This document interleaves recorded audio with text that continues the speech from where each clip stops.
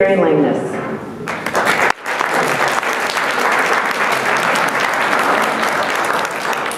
Good morning. It's great to be with you. And I was here for 8 o'clock worship, and some of you were not.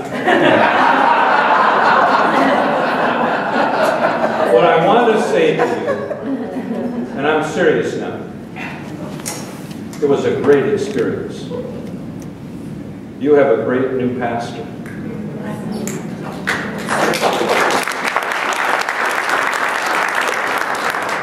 And you have now, in this new pastor, you have leadership.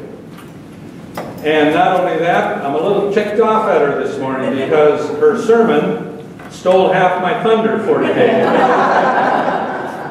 But I am 71 years old, and I have a few other tricks up my sleeve when it comes to stewardship, so I'll adjust, and I'll do that. But I want you to know that I am here because Sally Peters invited me. And if it goes well, you can thank me. If it doesn't go well, talk to Sally. I want you folks to know that I do not come to you this morning as an expert or a consultant in the area of stewardship. I simply come to you this morning as a person who has had a tremendous passion for stewardship and for mission for as long as I can remember. I do not remember a time in my life when I did not know about stewardship or mission.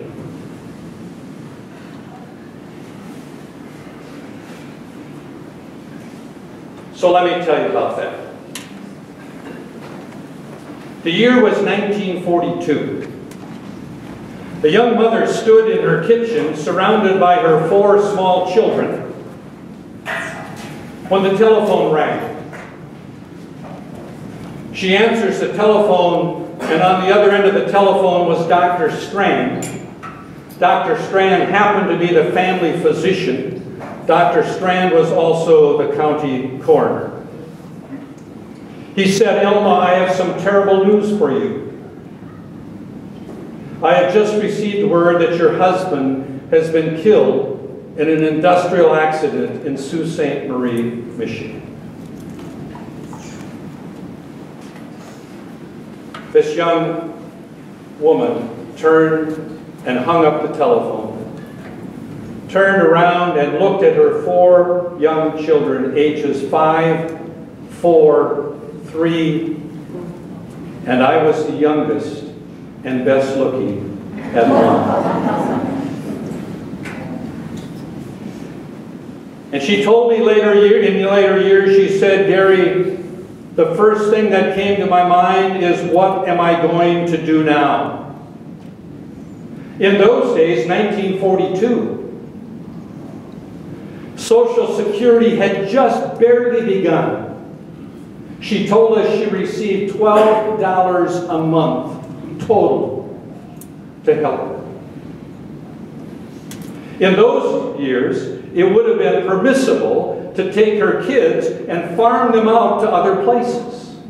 We had relatives who literally had farms around the Stillwater area. What's one more kid on a farm? But instead, she decided to keep her family together.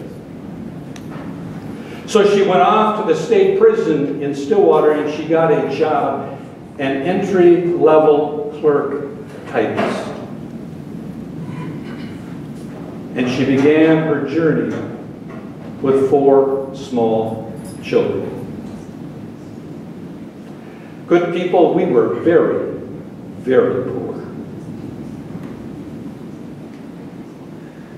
We were very, very rich. Because you see, Mom was a giver.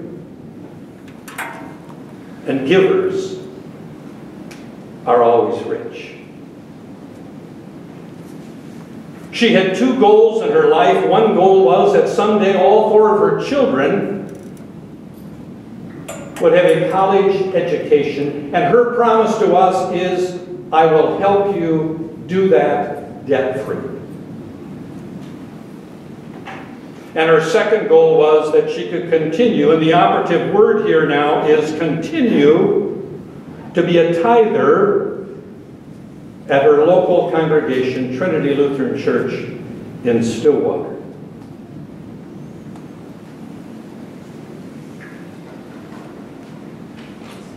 Mom taught us about stewardship. Mom taught us about mission. It began my first memory that I can remember. My mom's one extravagance in life was that she would make Christmas cookies from starting about Thanksgiving up to a week before Christmas. She made about 2 dozen to 3 dozen different varieties. Not big clunky ones, but little dainty morsels that you'd pop in your mouth and they would just melt. And about 1 week before Christmas, she would have all of these cans full of cookies out in the back hallway, and she'd bring them into the large kitchen, and she'd spread them all over the kitchen and into the dining room. And then she would take paper plates, and she would walk around to each one of those cans, and she'd take a cookie or 2 out of each one of those cans, and she'd put it onto those paper plates until they were just heaping. And then she would take wax paper. Most of you are old enough to remember what wax paper is. But wax paper, she'd wrap around and she'd take toothpicks and stick through the wax paper into the paper plate. And then she looked at us kids and she said to us, "Come with me. We're going to go see some elderly folks and bring them some Christmas cookies and some joy." Now, I was just a little pooper, and I was not sure I even liked old folks. And now I is one. But it was there in the homes of those elderly people that I began to get an experience of a joy of giving. The joy that was on the faces of the people that received the gift that my mother made, but also the joy that I had. That Mom, my mother, was giving. 9th grade, Grandpa died. We had no car in our family, but Grandpa had a car. It was a 1948 Nash sedan. Looked like an upside-down bathtub, 4-door. Mom's siblings said, "Elma, you take Dad's car." And I'm thinking, yeah, right. 9th grade, you have to walk around Stillwater with your mother. It was a little embarrassing. And I'm thinking, we're going to have a car. And Mom said, no. No! Mom, how can you say no? And she said to me, "Gary, because I can't afford the gas and the oil and the license plates and the tires and the insurance and do all of that stuff if I'm going to continue to be a tither to our church and help you kids get a college education." And another lesson was learned. Missionaries used to come to our church, come to preach, and I don't know why, but on Sunday after they preached, they oftentimes ended up around our dining room table for this wonderful meal. And I would sit there as a little kid listening to these stories that would come from Japan, from China, even China in those early days in the 1940s, and Africa, and India.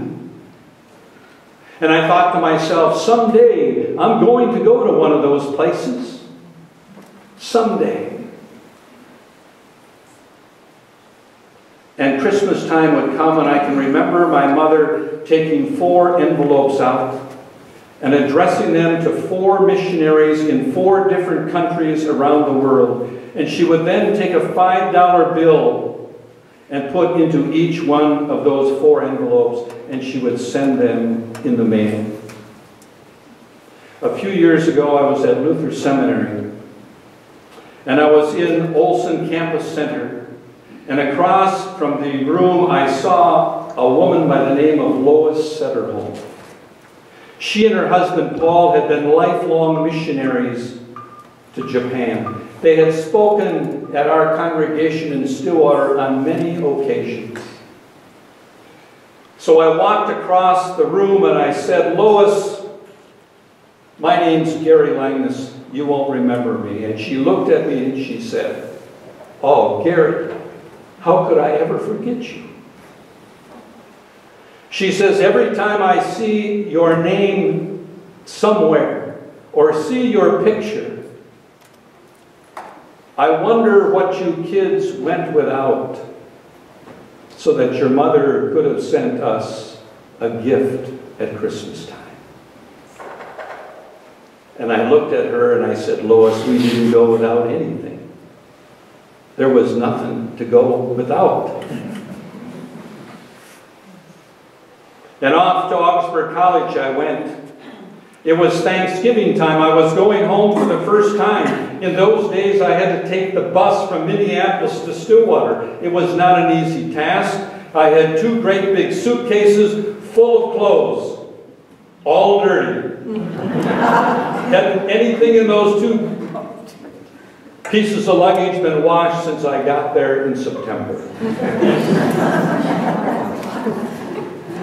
As I'm walking out the dorm, there were 4 guys standing there. I said, "Where are you guys going for Thanksgiving?" They said, "We're staying here." "What do you mean you're staying here?" "Well, 2 of them lived a long distance away and couldn't get home. One had no family. And I don't know what the 4th one, what his deal was. But I thought to myself, this isn't right. So I put down my 2 pieces of luggage, I turned around and I walked back into the dorm, went to the phone on the wall, called my mother collect from Minneapolis to the prison in Stillwater, where she told me, "Don't ever call me unless it is an emergency." And I said, "Mom, I'm just leaving. I'm coming home." She says, "Yes, I know you are." I said, "Mom, there are 4 guys here who have no place to go for Thanksgiving. Can I?" And before I could even get the request out of my mouth, she said, "Bring them." I said, "Mom, there are 4 of them. Bring them." "Mom, they're big. They'll eat a lot. Bring them." So I told them how to get to Stillwater in our home. And the next day, this car drove up, and these 4 great big dudes got out of the car, and in they came, and they sat around this poor widow's dining room table that was heaped with food for Thanksgiving. And we ate, and we laughed, and we told stories, and we developed a sense of camaraderie that I treasure to this day. And when we were done, it was like there was 12 baskets left over.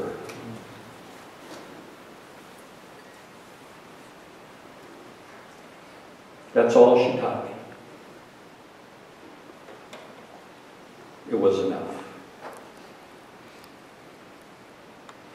Good people, if we are going to come to grips with being really generous, joyful stewards, we got to sort some stuff out. Okay? First thing is, who's the owner? Who's the owner? It's not you. It's not me. It's not them. God is the owner of everything that exists in all of creation. God is the owner. It says so right there in the first chapter of Genesis. And God saw everything that God had made, and it was very good. You know, I've read that piece of Scripture over and over and over again, hoping that it says God and Gary, two G's kind of go together, don't they? But it doesn't say that.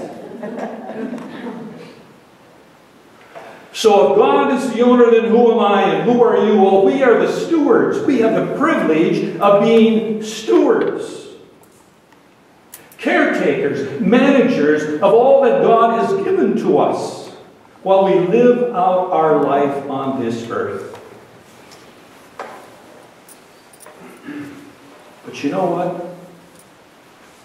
At times we seem to confuse our job description.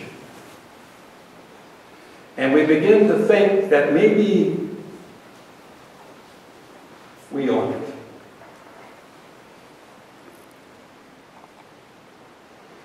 And your pastor talked today about stuff. Anybody here old enough to remember one-car garages? As poor as we were, we had a two-car garage. No cars.